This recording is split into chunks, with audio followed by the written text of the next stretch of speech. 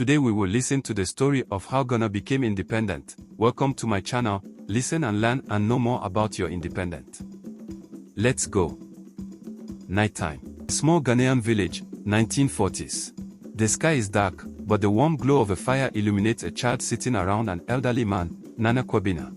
The village is quiet, except for the crackling of the fire and the distant sounds of drums in the background. Kojo, about 10 years old, leans in close, eager to listen.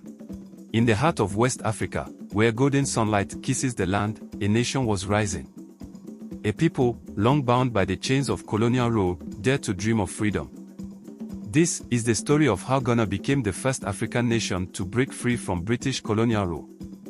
But freedom was not given. It was fought for. For over a century, the people of the Gold Coast lived under British colonial rule. The land was rich with gold, cocoa, and timber poured from its soil, but its people, they were not free. The British controlled everything: the laws, the land, the people's lives. But beneath the surface, a storm was brewing. A new generation refused to accept the chains of the past. They knew that freedom would not come without a fight. Outside a crowded meeting hall. 1947, a man stands up. Dr. J.B. Dankwa. A respected man. Gentlemen, it is time. The people are tired of waiting. The British must know we will no longer be silent. For the ordinary people, life was tough. Farmers toiled under harsh conditions, and local businesses struggled while British companies thrived. The people grew restless. In the hearts of the youth, a fire for change was igniting. Educated in the United States and the United Kingdom, Nkrumah had seen a world where freedom was possible. When he returned home in 1947, he joined the United Gold Coast Convention (UGCC), a political movement calling for self-governance. But Nkrumah wanted more, not just talks, but action. My brothers, self-government is not a distant dream. It is a right. And we shall claim it. Now. Kwame Nkrumah was a man of vision, a man of action. His words ignited a movement. Nkrumah believed that the people, not the colonial masters, held the power. He reached out to the common man, farmers, workers, students. And they listened.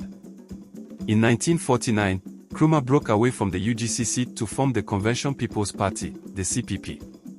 With a simple but powerful message: self-government now.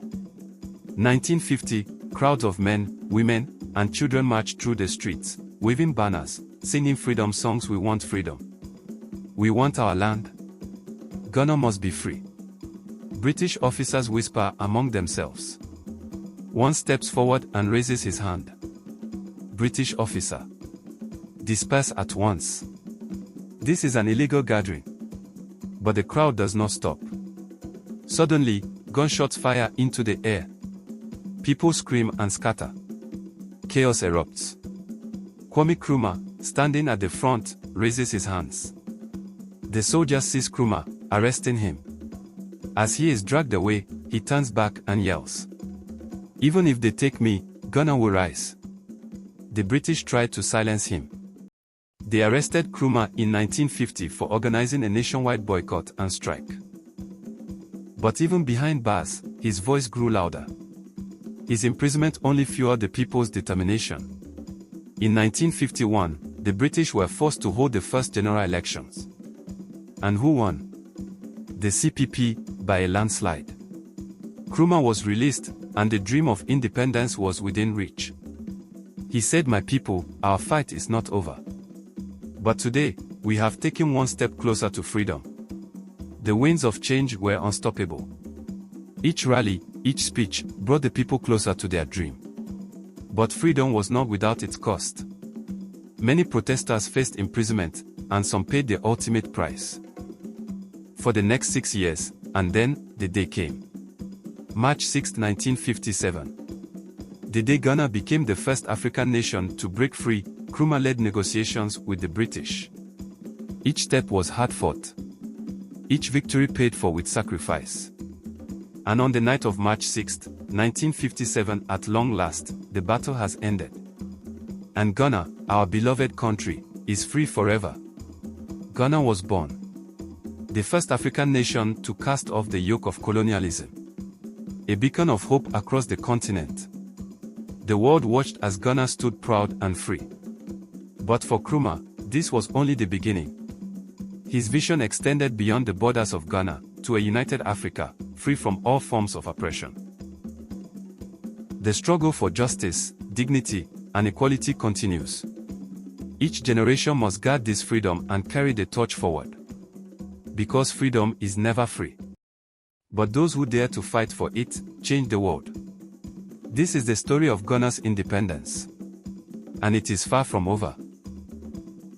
If you were inspired by this story, don't forget to like, share, and subscribe for more powerful stories from history.